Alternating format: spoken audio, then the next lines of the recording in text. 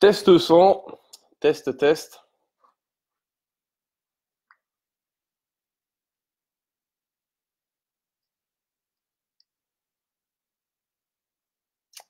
Alors, vous allez me confirmer que le son et l'image fonctionnent. Je suis en train de regarder.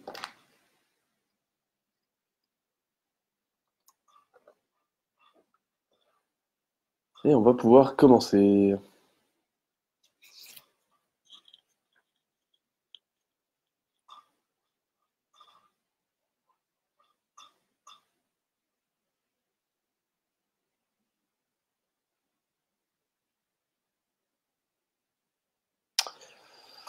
Alors,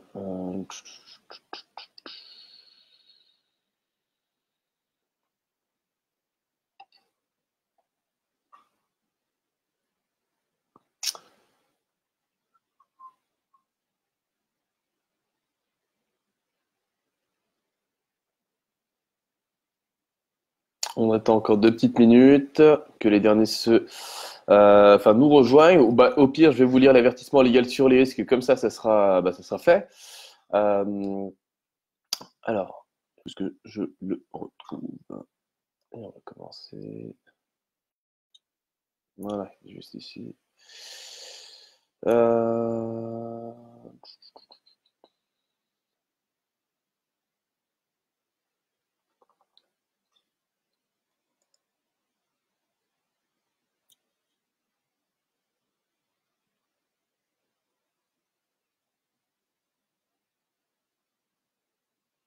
Alors, trader le Forex et ou les CFD implique un niveau de risque élevé et peut ne pas être approprié car vous pouvez subir des pertes supérieures à votre dépôt. Vous devez être conscient et avoir une compréhension complète de tous les risques associés au marché d'échange et de trading de produits dérivés.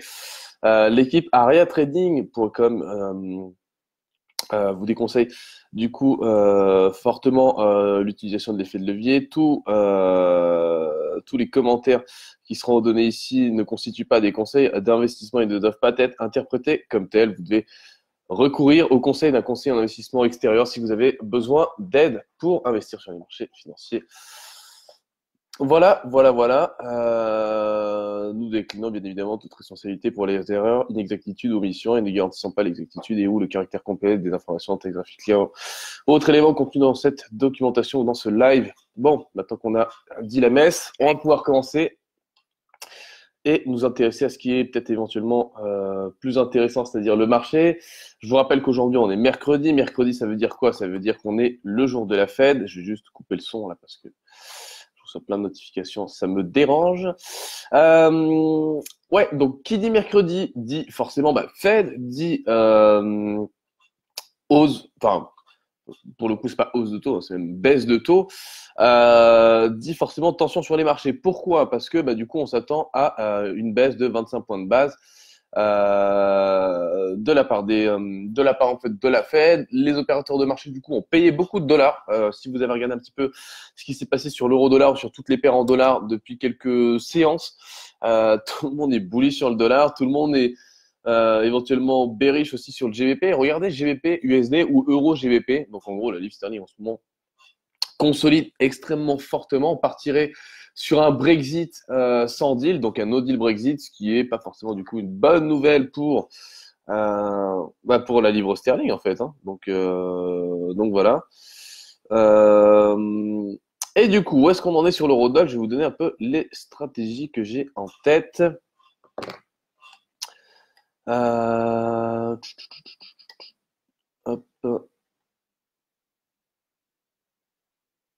Alors, voilà. Alors, Isabelle qui nous dit bonjour, son ok. Merci Isabelle, super sympa. Patricia qui nous dit que on nous entend et Jean-François qui nous dit salut. Alors, Eurodoll, on en est ici. Donc la semaine dernière, ce que je vous disais, c'est qu'on était du coup baissier sur l'euro-dollar. C'est toujours valable. C'est toujours valable. Et regardez, si vous cherchez des swings, etc. Bon là, honnêtement, il n'y a pas grand-chose à faire, je pense, avant la Fed. Hein. De toute façon, vous l'aurez compris, jour de Fed, on ne traite pas. Vous allez me dire, mais Sylvain, on trade jamais. Si on t'écoute, on doit tout le temps rester prudent. Nan, nan. Ouais, vous pouvez trader. Hein. Enfin, bien évidemment, vous pouvez trader comme ce que font comme ce que font 90% des traders particuliers. Voilà. Voilà. Si vous me dites, Sylvain, pourquoi on trade que très rarement, on prend une position tous les, je sais pas moi, toutes les 1, 2 semaines, on a 1, 2, 3 positions et pourquoi on n'a pas 10 trades par jour? Ben, voilà. Si vous voulez prendre 10 trades par jour, vous finirez comme les 90% de particuliers qui perdent de l'argent. Le but du trading, c'est d'être patient, hein. Le but du trading, c'est d'être patient pour choper les bonnes opportunités. Les bonnes opportunités, c'est un peu comme à la pêche. On chope pas un gros poisson tous les jours, ok? Ça arrive une fois, de temps en temps. Faut être patient, faut le chasser longtemps. Par contre, quand là, c'est un super trophée, on peut le montrer à tout le monde et tout le monde te dit ah, t'es trop fort, machin, je sais pas comment t'as fait. Bah, comment j'ai fait? J'ai juste attendu. Ok? Donc là, c'est pareil en trading. C'est pareil en trading. Suffit d'être patient. Suffit d'être patient pour avoir les bonnes opportunités. Et les bonnes opportunités sur l'eurodoll, bon, bah voilà, vous le voyez ici. Shorter un support, c'est compliqué. Ok? Ça, c'est un support annuel. Chaque bougie ici représente une journée, c'est un support annuel. Vous le voyez bien, hein, la zone des 1,11,20, 1,11,30, voire même 1,11, elle est payée depuis le début de l'année, hein. Donc là, en gros, en avril, on est venu dessus, ça a été payé. En mai, on est venu dessus, ça a été payé. Ouais, même en juin, voilà, 31 mai, c'est la même chose, c'est juin, ça a été payé. Là, on arrive dessus en juillet, c'est payé. Bon, ça fait quand même 3 fois qu'on touche cette zone, donc normalement, ça devrait peut-être casser. Je note également aussi, oui, non, mais voilà, qu'on est clairement dans une configuration ici, vous le voyez, hein, où le marché tend quand même à être baissier. Chaque rebond est systématiquement, j'allais dire vendu, mais oui, chaque rebond est vendu, oui. Et on a même du coup un canal descendant qui se dessine. Ce canal, il ressemble à ça. D'accord? Donc là, j'ai essayé de le dupliquer. Et je me suis trompé de touche, c'est cette touche-là. Et là, le canal, il est quand même extrêmement parlant. Il n'est pas compliqué à comprendre. Je pense que vous l'aurez compris. On arrive ici aux alentours de 1,11,80, 1,11,70. On peut se laisser tenter on peut se laisser tenter par un petit short. Stop ici aux alentours de 1,12,20, 1,12,30. Et TP indice 50, donc ça nous donnerait du coup un risque-reward ratio si on shortait cette zone-là voilà, je risque à peu près 0,5 pour aller chercher 1%, c'est 1 pour 2, quoi. 1 pour 2 et quelques même. Donc voilà, ça c'est des trades qui sont intéressants. C'est pas des trades qu'il y a tous les jours. Vous l'avez vu, on est ici sur une unité de temps 4 heures. Donc ces bougies-là représentent 4 heures. Donc là, vous le voyez, hein, c'est pas non plus forcément tout de suite qu'on va arriver dans cette zone-là. Par contre, quand on arrivera dans cette zone-là, ouais, il y a un beau trade à prendre là. Bah là, c'est simple, hein, il y a des petites ventes tranquilles. Petite vente entre, allez, borne basse 1,11,73, borne haute 1,11,95. Stop, allez, on va mettre un 12,61, on va être large, donc ça fait 0,68% de stop. Et TP, voilà, ici à 1,34. 0,714, ça fait 1 pour 2, 0,68. Ouais, on est à peu près sur du 1 pour 1,96, quelque chose comme ça, si je dis pas de bêtises. On va faire 0,38. C'est 0,68, 1,34, j'ai fait le calcul tout de suite. Moi, je dis 1 pour 1,96. Allez, les paris sont donnés, enfin, sont lancés, divisé par 0. Non, j'ai dit 1,34. Ça me saoule. 1,34 divisé par 0,68. 1,97. Non, j'étais pas loin, 1,96. Je suis pas trop mauvais. Donc, non, là, il y a un beau short Eurodollar à prendre. Sur ce rebond-là, ça m'intéresse. Alors, ensuite, on va passer GBP USD. Donc, ça, c'est le graphique que je vous ai publié hier sur le groupe. Et là, j'espère que vous l'avez vu parce que celui-là, c'est pareil. C'est un trade un peu plus coquin, je dirais, que j'ai en tête sur la livre sterling, le câble, hein, comme on l'appelle. Pourquoi le câble? Pourquoi on appelle la livre, enfin le GBP, enfin le taux de change GBP USD le câble? Allez, on va voir si dans les commentaires vous avez pour certains une petite culture financière. Ça peut être intéressant de voir ça. C'est une anecdote assez sympa. Pourquoi GBP USD, enfin on appelle le taux de change GBP USD le câble. Pourquoi on le surnomme le câble? Voilà. Je vous laisse quand même quelques minutes pour y répondre, parce que je sais qu'on a un décalage entre le moment où je parle et le moment où vous recevez le son. Donc, la livre sterling, vous l'avez vu, elle souffre. Je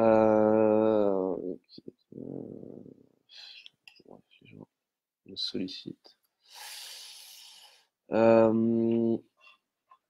livre sterling, du coup, a cassé, en fait, si vous voulez, ce canal descendant par le bas. On a cassé également une très très grosse zone de support Donc là, pour moi, c'est ce que, ouais, honnêtement, en daily, ça a été validé, c'est un breakout majeur, d'accord? Et puis quand vous regardez en weekly, donc en données hebdomadaires, là, ouais, clairement, non, clairement, là, c'est cassé, quoi. Là, je veux dire, bon, on est en milieu de semaine, à moins que aujourd'hui, il y ait une baisse, non pas de 0,25 points de base, enfin, de 25 points de base, donc 0,25%, mais de 50 points de base, 75 points de base, un truc que personne n'aurait vu venir, et le dollar US se fasse, bah, du coup, torcher, et qu'on remonte, du coup, sur un 25 et qu'on avalide tout ça, et que limite, on fasse un marteau ici. Bon, le scénario short, il a totalement du sens. Il est totalement sensé. Ok. Après, la Fed, ce qu'elle fait, on n'en sait rien. Si elle veut nous mettre une surprise ce soir et nous dire, ok, je vais couper les taux, mais beaucoup plus agressivement que prévu, et du coup, votre dollar US, bah, il va baisser beaucoup. Oui, ça, clairement, ça, je peux pas le savoir, hein. Je suis pas le cousin de Jérôme Powell, ni le neveu d'un éminent, je dirais, représentant de la Fed. Je ne suis qu'un un simple analyste comme vous. Et pour le coup, en tant qu'analyste, bah là, je vois clairement un breakout, quoi. Donc là, sur pullback, allez, sur retour entre 1,23 jusqu'à 1,23,70, allez même à 24. Short, et ensuite, stop loss autour de, je dirais, 1,26,40. Ok, quelque chose comme ça, 1,26,40. Et j'enchaîne avec du coup comment on appelle ça, un TP aux alentours de, voilà, bon, moi j'aurais 1,18 en première instance au niveau des TP, donc là on a un 20 et quelques. 1,18 c'est pas mal, et on peut enchaîner jusqu'à, allez, 1,16. On peut enchaîner jusqu'à 1,16. Pour les plus agressifs d'entre vous, je sais pas encore, je suis pas encore en position sur le GBP USD. Parce que, bon, c'est vrai qu'il y a un truc que j'ai oublié de noter, mais c'est vrai que si on réfléchit un tout petit peu, là, ici, on a un très très gros support aussi. Et à mon avis, c'est la zone des quoi, ça? C'est 1,19 jusqu'à... on arrive dessus en plus. On arrive dessus... Ouais. Ah oui, d'accord. Ah, on est dans cette config-là aussi, donc ça, j'avais pas capté. Euh... Tac, ça vient là, ça... Ah oui, d'accord. Ah, on peut se prendre un rebond aussi là-dessus. Ouais, il va falloir voir un peu comment on peut. Ce serait bien un petit rebond là, aller peut-être même haut jusqu'à un 24, un 25, et après un 25, là ça short à 25, et là, bim, ça part par là. Donc là, en fait, il va falloir la jouer swing, il va falloir la jouer intelligente, en fait. L'entrée short que j'ai mise, elle est peut-être même un peu trop courte. Il y a peut-être même moyen de la mettre peut-être à 1,25, on est à 1,21, ça fait quand même 400 points, c'est énorme. En monthly, j'ai juste regardé un peu à quoi ça ressemble. Bon, en mensuel, le breakout est clair et net. Mais c'est vrai qu'un pullback sur un 25, ça, c'est pas idiot en fait, hein. Un 25, ça fait à peu près 50% de cette bougie-là. Voilà, c'est correct pour un pullback, ça repart quoi. Après, quand on a des grosses bougies d'impulsion baissière ici, vous le voyez, hein, des fois ça peut être repayé sur 2-3 mois, un trimestre, après ça repart en live quoi. Donc là, ça se trouve, ça va être payé. Bon, bref, en tout cas, moi j'ai une vue baissière, ça va dépendre ensuite de ce qui va se passer sur le. Bon, en même temps, je dis ça, mais ça va dépendre aussi de ce qui se passe en octobre, hein. Je vous rappelle que le Brexit, c'est en octobre. On est en quoi là? On est en août. Non, on n'est pas encore en août, on est encore en juillet. On est le 31. Août, septembre, octobre. Ouais, donc 3 mois, dans 3 mois, en fonction de ce qui se passe sur le dossier Brexit, là, le truc, il plonge ou pas, hein. Bon, dans tous les cas, moi, je pense qu'il y a de grandes chances qu'il plonge, mais après, ça, c'est des considérations un peu plus personnelles. Donc, on peut pas non plus dire à 100%, voilà, les gars, je suis 100% baissier, ce serait un peu idiot. Dans le sens où, pareil, on ne sait pas trop comment va se dérouler le dossier Brexit. Moi, ça fait à peu près, je vous le dis, hein, ça fait à peu près un an et quelques que je traite plus la liste sterling, hein. Depuis, en gros, qu'on a le dossier Brexit, moi, je la traite plus. Voilà. Avant, je traitais beaucoup ça, faire le cap, parce que c'était quelque chose d'assez dynamique. Maintenant, j'ai arrêté. J'ai arrêté parce qu'il y a trop d'incertitudes. Un coup, tu prends un achat ou un short, ça se passe bien, et puis ensuite, il t'invalide ton trade sur des annonces qui sont sorties de nulle part. Donc, du coup, moi, ça fait à peu près un an et demi que je traite plus la livre. Là, éventuellement, ce sera peut-être mon premier trade sur la livre depuis un an et demi. Peut-être éventuellement. Et encore, c'est pas sûr, hein, parce que c'est pas forcément plaisir. Tesla. Tesla, pas grand-chose à dire. Non, non, c'est correct. Mince, qu'est-ce que j'ai fait moi? Putain, je fais que des conneries ce matin, c'est un truc de ouf. Tilray. Tilray, donc ça, c'est une action canadienne. Moi, j'ai toujours vendu des calls là-dessus, donc je suis vendeur de calls à 48. Vendeur de call à 48, échéance, du coup, je suis même plus le 9 août, je crois, donc on est quoi, on est même pas le 1er août. Donc c'est la semaine prochaine, il me semble, c'est ça, hein. Ou la semaine d'après encore. 1 plus 7 fait 8, non, c'est vendredi prochain. Vendeur de call à 48, ça se passe bien, échéance 9 août, donc échéance vendredi prochain, on verra ce que ça donne. L'option a déjà perdu un bon, je dirais, ouais, un bon 80, 70, 80% de sa valeur. Donc j'ai encaissé 60 à 4, 60, ouais, entre 60 et 80% de la prime, ça dépend. Au niveau de la valeur temps, il ne reste plus énormément. Et puis du coup, bon, voilà. Delta et gamma commencent à augmenter. Ce qui est normal. IBE, une action une action sur laquelle je suis un peu en souffrance. J'ai acheté des calls à échéance, je crois septembre, si je dis pas de bêtises, hein, enfin, là-dessus. Donc en gros, ça veut dire que je suis haussier sur cette action.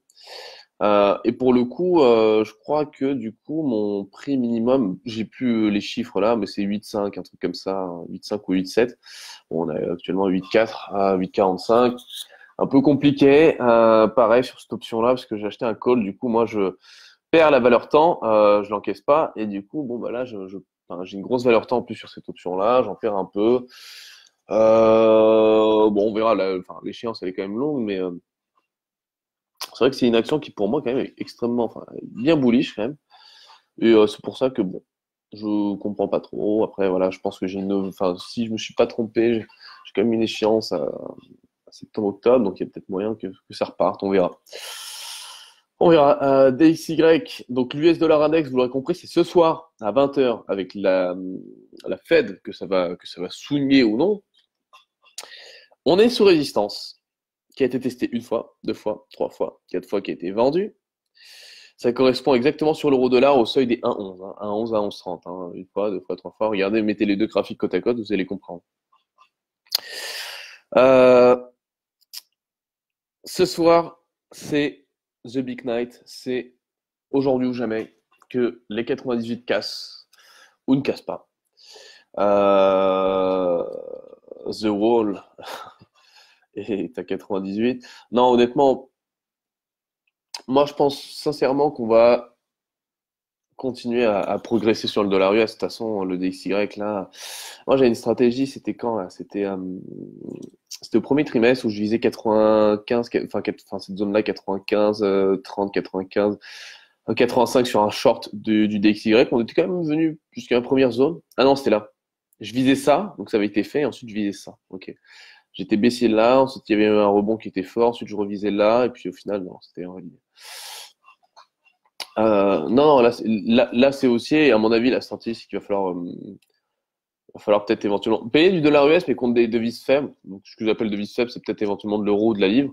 Après, sur les matières premières, c'est vrai que c'est un peu une autre histoire. Je pense qu'on va pouvoir venir assez rapidement, d'ailleurs, sur le dossier, par exemple, sur le Dow Jones, ça peut vous intéresser. On va se faire un peu aussi le DAX.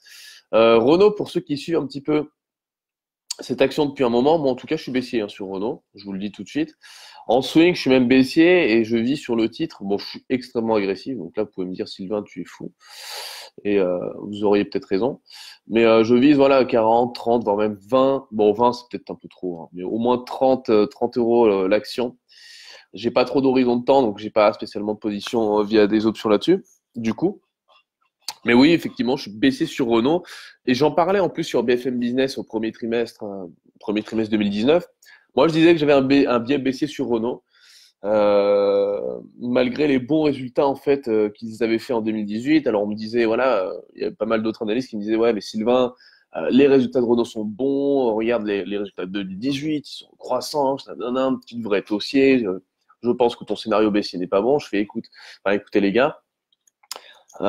Ils ont bien performé en 2018 parce qu'ils ont vendu des véhicules utilitaires en Chine. Ok. En Europe, ils sont en perte de croissance et de vitesse. Ils perdent des parts de marché. Plus de 50% du chiffre d'affaires de Renault est fait hors Europe. Alors qu'historiquement, ils faisaient quasiment plus de la moitié de leur chiffre d'affaires en Europe. D'accord. Et encore, c'est une joint venture qu'ils ont fait en Chine, je crois. C'est même pas 100% eux. Donc, je peux pas me dire que Renault, sur le moyen long terme, les fondamentaux sont solides. C'est tout. Donc, faut pas me demander de payer du Renault. à moyen long terme, ici à 50, 60 euros l'action. Sachant que quand on était dans cette zone-là, moi je disais, voilà, je savais pas si ça allait repartir à la baisse ou si ça allait repartir à la hausse, je ne touchais pas à Renault. Là, pour le coup, moi je suis prêt à m'engager limite sur un scénario baissier d'ici pas trop longtemps. Comment je l'exploite? Est-ce que je l'exploite via un short, donc via une vente à découvert sur action cash, ou via du CFD, du coup, quitte à payer du rollover, mais avoir un effet de levier? Est-ce que je le fais, donc est-ce que je passe baissier Renault en vendant des calls ou en achetant un put? Plusieurs options s'offrent à nous, hein, s'offrent à moi, s'offrent à vous, s'offrent à vous. Je ne sais pas encore comment je vais l'exploiter. Il y a plein de façons de le faire. À mon avis, via des options, ça va me coûter cher. Après, ça peut être intéressant. Au moins, vendre des calls pour encaisser des primes. Et à la limite, vendre des calls très très haut out of the money pour financer des achats de puts. Peut-être pas à 100%, mais peut-être 10, 20, 30%, je m'en fous. C'est faisable. C'est une stratégie qui est extrêmement directionnelle par contre, donc c'est très dangereux. Parce que si je me trompe sur la strat, je suis fucked up. C'est-à-dire que je perds je perds la valeur du coup de mon put et sur la vente de mes calls, je risque aussi de me faire avoir, de me faire taper. Donc c'est une stratégie qui est quand même assez risquée, qui est très très risquée. Ou alors je vends juste du CFD de façon idiote et simple et je me fais même pas chier à faire des stratégies compliquées. Puis là, je vends là. Ouais, non, non, il y a pas mal de façons de le jouer. On verra. En tout cas, je suis baissier, enfin, je commence à être baissier dessus. Il y a peut-être même moyen que je passe officiellement baissier dessus d'ici pas longtemps et que je vous mette un graphique sur le groupe en vous disant, voilà, messieurs, dames, ça fait un moment que j'y pensais. Ça y est, je suis officiellement baissier sur sur Renault. J'allais dire l'once d'or. USD Tree. Alors, ça, c'est intéressant. On avait une petite accélération là entre, je dirais, janvier et mai 2019. Là, on consolide. Pour l'instant, USD Tree, je n'ai pas spécialement de reprise haussière, de scénario de reprise haussière dessus. C'est vrai qu'on arrive à nouveau sur un niveau de support qui peut être intéressant, mais je ne le paierai pas là-dessus. Deutsche Bank, dossier un peu compliqué aussi. Pareil, moi je le vois baissier ce dossier-là, mais c'est vrai qu'il remonte. Alors là, pour le coup, je saurais pas trop quoi vous dire sur Deutsche Bank, à part que c'est pour moi une poubelle, mais non mais non mais voilà, ça peut faire sourire ce que je dis là, mais non mais c'est vrai quoi. Enfin, il y a un moment donné, on va arrêter, d'accord? C'est la plus grande banque financière du coup sur le FX. Hein. C'est elle qui traite le plus de devises. Hein. Deutsche Bank, c'est un mastodonte là-dedans. Mais voilà, c'est une banque qui va mal, c'est une banque qui est en pleine restructuration, c'est une banque qui va se séparer de 20% de son effectif mondial, d'accord? Donc 18 000 suppressions de postes, vous imaginez? Juste pour relever la tête de l'eau. Euh, donc, euh, donc voilà, après bon, on parle d'un too big to fail, on dit Deutsche Bank, ok Sylvain, peut-être que... Moi je me rappelle, je vais même vous dire un truc. Je vais vous retrouver un article, ok? Enfin, je vais vous retrouver des citations d'articles que j'avais publiés en 2016, il me semble. Ok, moi j'avais dit que Deutsche Bank pourrait être le nouveau Lehman Brothers euh, européen. Donc, si là le Canada, je vais mettre Deutsche Bank. Je vous retrouve tout. Hein. Les articles étaient publiés sur Le Monde, etc. Sur Zero Edge, même en anglais, j'avais été recité sur Bloomberg, etc. Donc, et ça, je n'ai pas changé d'avis là-dessus. Hein. Je vais mettre quoi? Je vais mettre, je sais pas moi, Le Monde. Peut-être c'était sur Le Monde que j'ai été cité ou pas? Je sais même plus. Euh... Je vous retrouve cet article parce que là, voilà, c'est ça. La feuille de Lehman Brothers. Nan, nan, nan. Je vous retrouve l'article parce que honnêtement pour moi, ça ne change pas et je ne change pas d'avis. La bourse, nan, nan, nan. Putain, il supprime les articles où j'avais été cité ou quoi? Je suis vexé là. C'était peut-être Bloomberg. Alors ça va être en anglais à mon avis parce que du coup j'avais été cité en français et en anglais. Putain, Sylvain Le Canadien. Cité sur Zero Edge, j'étais tout content, là, j'avais publié ça partout. Faut que je vous retrouve l'article, je vous donnais mon point de vue, ça n'a pas changé. Honnêtement, pour moi, ça n'a pas changé. Le spectre de la crise financière plane sur les marchés, ouais, c'est exactement ça. Bah voilà, j'ai trouvé. European Stock Raisers. Euh, Bon, écoutez, si je ne le retrouve pas, c'est pas grave. Ah ouais, c'est peut-être ça. C'est peut-être ça. Ah, le point aussi, c'était peut-être là-dessus, je crois. Et l'effondrement d'un... Ouais, voilà, les marchés créent un risque systémique à l'instar de Lehman Brothers en 2008, en 2009, en 2008. Bon, je vous mets le truc, lisez, mais honnêtement, pour moi, c'est un peu ça. Deutsche Bank, ça peut être le dossier qui peut hein, être le nouveau Lehman Brothers. Après, voilà, je suis peut-être le grand fou qui pense ça. Moi, cette banque, j'ai rien contre elle. Hein. Enfin, je vous dis juste honnêtement que j'ai peur. Ok, j'ai juste peur qu'une grande banque comme Deutsche Bank, qui quand même, pour moi, enfin qui est même pas pour moi, qui est pour tout le monde, hein, une des plus grandes banques sur le forex, etc. Enfin, le fait qu'elle soit aussi fragile, enfin, qu'elle se sépare de son réseau de banques de détail, qu'elle se concentre sur les banques d'affaires, qu'elle supprime des postes, etc. Bon, alors soit c'est une grosse restructuration et tout va bien, soit effectivement ça devient compliqué, quoi. Ça devient compliqué et attention, prudence, ok. Donc c'est pour ça. À la limite, si elle fusionnait, comme c'était le cas, comme ça devait être le cas avec comment on appelle ça, Commerzbank, je me dirais bon, il n'y a pas trop de problème là-dessus, mais là pour le coup, c'est un peu tendu. J'enchaîne avec le Do et avec le DAX et ensuite on terminera parce que du coup, j'ai pas envie de trop prendre votre temps non plus. Il est quand même déjà 10 heures et 3 minutes. Bitcoin, 9750, c'est le prix auquel on se trouve actuellement sur le BTC. Moi, je suis haussier dessus, j'ai des achats, je suis en souffrance. Je suis pas encore bien là-dessus. Je dois être à 10 000 et quelques ici à l'achat, là au milieu, un peu au milieu de nulle part. Non, bah, je sais pas trop quoi dire là-dessus, hein. Moi, je suis haussier, après on verra. Voilà. BNP, je suis baissier, j'ai un put à 43 échéance septembre, il me semble. Donc là, on est à 42,84, c'est pas trop mal. J'espère une augmentation de la volatilité à la baisse pour une petite consolidation sur 36-38 et puis ça devrait faire l'affaire. Donc on est plutôt content là-dessus. Donc de BNP, moi, je suis baissier et puis même techniquement parlant, on pourrait même avoir une consolidation sur BNP jusqu'à 23. Donc voilà, 23, c'est pas impossible, c'est pas exubérant, c'est pas idiot de voir un BNP à 20, non pas à 20 quand même, mais bon, je dirais 28-32 d'ici peut-être 6 mois. D'accord? Pour moi, c'est un scénario qui ne serait pas dénué de sens. Après, voilà, c'est un scénario qui prendra du temps, qui va pas être réalisé euh, et fait tout de suite là dans l'immédiat, mais effectivement sur un horizon de temps un peu plus large, un peu plus grand, ouais, ça peut avoir du sens de voir BNP euh, sur ces niveaux de prix là. Donc BNP, moi je suis baissier. Et je suis baissier même depuis un petit moment sur le BNP. Hein.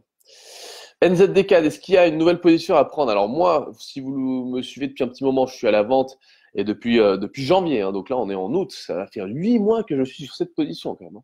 8 mois. Alors là, c'est quand même le trade pour moi. Je crois que j'ai jamais eu... bon, j'ai des investissements, donc ça compte pas comme des trades. Mais en trade, je pense que c'est un des plus longs que j'ai. Hein. Enfin, c'est rare que je prenne des trades qui durent 8 mois. Hein. Je l'ai pris en janvier à 0,8966,3 à la vente, ici exactement. On est en août. Je suis toujours dedans et mon TP il est à 0,85. Donc je vais peut-être, après 8 mois, après peut-être même 9 mois, parce que ça sera peut-être fait en septembre, atteindre mon TP pour aller gagner 200 points. Quoi. C'est cool, hein, je suis très content de gagner ce trade, hein, mais je dis juste que putain, il aura pris du temps. Quoi. Donc j'aurais gagné peut-être 5,25% sur le mouvement, donc l'équivalent de 471 pips. Oh, c'est pas mal, c'est pas dégueu. Hein. Pas dégueu. Et puis si je suis un peu coquin, je le laisse courir jusqu'à 0,82 parce qu'en vrai, la vraie target elle est à 0,82. Après moi mon risque reward ratio il était déjà suffisant, hein. C'est-à-dire qu'en gros ici je risquais, vous le voyez, 3,5 pour 5 et quelques. Donc j'avais un risque reward ratio de 1 pour 1,4 ou 1,5, ça me suffisait. Donc je me suis dit je le prends, mais c'est vrai que si je voulais vraiment viser un super risque reward ratio, je prendrais celui-là. US Oil, tac, tac, tac, tac, tac. Ouais, là-dessus, il y a les stocks de pétrole hebdomadaires. Bah, là-dessus, ça arrange. Triangle symétrique parfait. Donc là, c'est résistance avant, support, ça paye. Entre les deux, pas grand-chose. Donc, je ne touche à rien pour l'instant. Là, ça ressemble à rien. On est d'accord. Hein. Ça fait ça. Ok, super. Qu'est-ce que tu veux en faire? Rien du tout. Donc, je ne touche pas. XAUSD, ça c'est haussier. Ça c'est haussier. Moi, je vous le disais dans le point de marché de la semaine dernière et je réitère cette semaine. Je suis haussier sur le gold, je veux le payer, je sais pas comment le payer, je sais pas combien le payer, est-ce que j'ai Le truc, il est monté comme ça, est-ce que tu le paierais là? Bon, voilà, la question c'est, voilà, s'il était là, tu le paierais là, oui, bah ok, tu te prends la conso. Il est là, tu le paierais là, ouais, ok, ça monte un peu, tu te prends la conso. T'es là, ouais, tu veux le payer là, hop, tu te prends la conso. Donc bon, ouais, si tu payes là, ok, ça va peut-être monter là, à 1400 ou 1475, puis tu vas te prendre une grosse conso. Sachant que moi, je vise là-dessus 1500, 1520.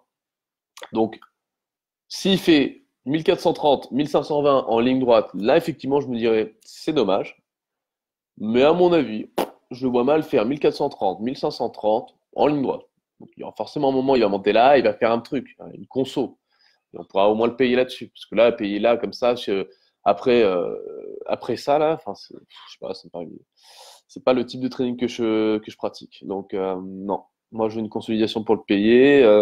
Je demande pas grand-chose, hein, un petit pullback sur 360, 375, peut-être aller même 400. Hein. Bon, peut-être pas 400, mais ouais, 390, ça m'irait bien. Et on repart. Donc, j'attends, mais je veux viser 1520 sur le gold. Je suis clairement aussi dessus. Par contre, je vais le payer à un meilleur prix. DAX, Biseau, ascendant. On est sur le bas de Biseau, ça se joue aujourd'hui. Je ne touche à rien. Si on casse le bas de biseau, c'est cool. Ça sera sûrement validé, donc on a une grosse cassure. J'attendrai le pullback. Et sur le pullback, donc d'ici peut-être une semaine ou deux, je shorterai. Mon short, après, je le laisserai courir jusqu'à 11 600, 11 400. Et voilà, pendant 2-3 semaines, j'aurai pris une position et j'aurai plus rien à faire. Par contre, le seul truc qui va être chiant dans ce scénario-là, c'est de l'attendre. Donc ça va être d'attendre le cassure, ça va être d'attendre le pullback. Sur le pullback, ça va être d'être assez courageux pour prendre la vente, parce qu'à mon avis, le pullback va être violent. Et ensuite, une fois qu'on est dans la vente, ça va être d'assez le défi, ça va être d'être assez patient pour viser 11 600, 11 400. Personnellement, moi, je le saurais, parce que c'est mon métier de savoir et de faire ça. Après, pour vous, si vous êtes trader débutant, bah voilà, il faut apprendre, entre guillemets, à faire ça. Et Aria, ça vous sert aussi un petit peu à ça. Hein. C'est-à-dire que Aria va vous permettre, entre guillemets, de gérer cette partie trade management pour vous. D'accord? Donc, la psychologie, vous la déléguez à votre assistante et elle se débrouille. Dow Jones. Dow Jones, Dow Jones, Dow Jones, bah, c'est simple, hein, que ce soit aussi au baissier, de toute façon, ça se décide ce soir. D'accord? Donc, ça se décide ce soir à 20h avec la Fed. Bah, une Fed accommodante, grosse baisse de taux, et puis si elle nous dit, voilà, on va rentrer dans un nouveau cycle d'assouplissement monétaire, etc. Bon, bah là, vous vous dites tout de suite, c'est baissier dollar, c'est haussier Dow Jones, il n'y a plus trop de questions à se poser. Et puis si elle vous dit juste, on a baissé les taux, mais bon, globalement, l'économie américaine va bien, blablabla, machin. Bon, voilà, vous vous dites, ok. Dollar, dollar toujours éventuellement haussier. Et puis marché action américain, pas forcément trop bullish. Enfin, ouais, voilà, ça va être plus compliqué que prévu. Voilà, c'est tout. Donc Dow Jones neutre avant ce soir, DAX potentiellement baissier, je vous ai donné le scénario juste avant, euro-dollar c'est fait. Je pense avoir fait le tour de toutes mes stratégies, il est 10h10, ça fait exactement 40 minutes que nous sommes en live ensemble. Je regarde les questions, s'il y en a, s'il n'y en a pas, je termine. S'il y en a, j'y réponds. Alors Yves Stéphano qui dit bonjour, Pierre Pascal qui me dit salut Sylvain, salut Pierre, salut Jean-François Plourde également.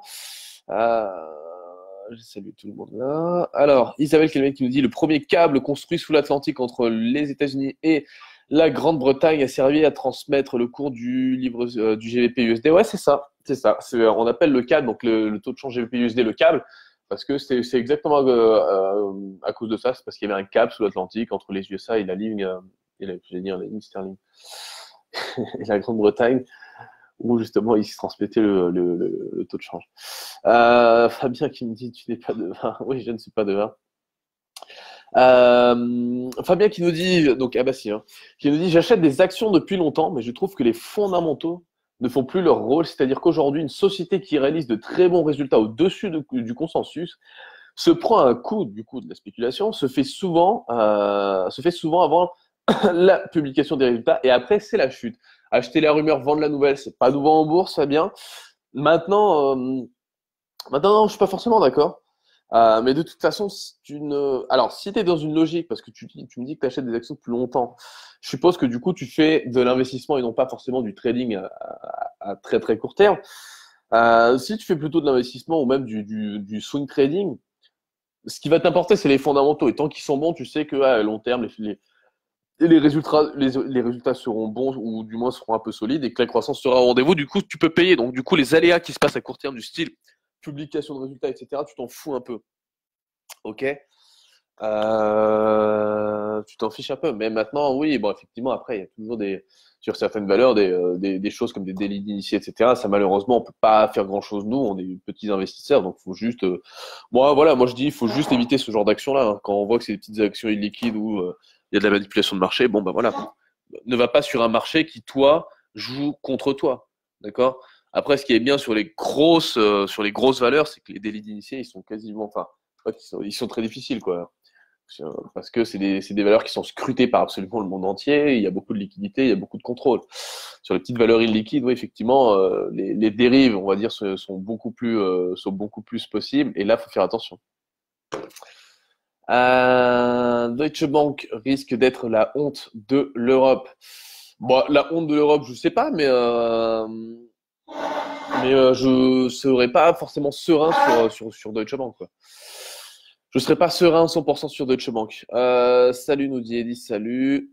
Et voilà, bah écoutez, je pense avoir répondu à toutes vos questions. Donc on est bon. Je vous laisse du coup, comment dire, trader sur les marchés. Je vous souhaite en tout cas bon courage. Vous l'aurez compris, le rendez-vous le plus important de la journée, c'est la fête, c'est ce soir. Donc avant la fête, faites attention. À la limite, si vous voulez absolument trader certains actifs, vous pouvez, hein. Vous pouvez trader par exemple je dirais du gold. Donc essayez de trouver des points d'entrée à l'achat sur le gold. Voilà, moi je pense que les points d'entrée sont quand même beaucoup plus bas. Et sur le DAX, eh ben surveillez éventuellement ce gros breakout baissier. Alors si vous êtes vraiment très très court-termiste, effectivement, il y a peut-être une petite vente à surveiller. Bon, moi, personnellement, je ne prendrai aucun trade aujourd'hui. Dans tous les cas, là, je suis un peu occupé, donc j'ai pas mal de choses à faire, j'aurai pas le temps. Et j'ai même pas envie de programmer mon assistante Aria pour qu'elle trade pour moi, parce qu'aujourd'hui, il y a la fête, donc je me mets des règles, et ces règles, c'est que quand il y a des rendez-vous comme la fête, je ne trade pas. C'est ça. Par contre, oui, si vous faites du court terme, à mon avis, il y a peut-être moyen de voilà, choper un petit trade à la vente sur le DAX. C'est pas impossible, mais je le ferai pas.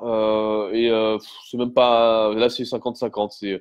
C'est soit c'est pullback, c'est vente, stop ici, puis on vise en TP quelque chose comme en 11 008, soit là, il nous faut un double bottom, il se repart à la hausse. Donc, honnêtement, quand c'est une pièce, enfin, c'est une pièce, c'est 50-50, 50-50, moi, ça m'intéresse pas.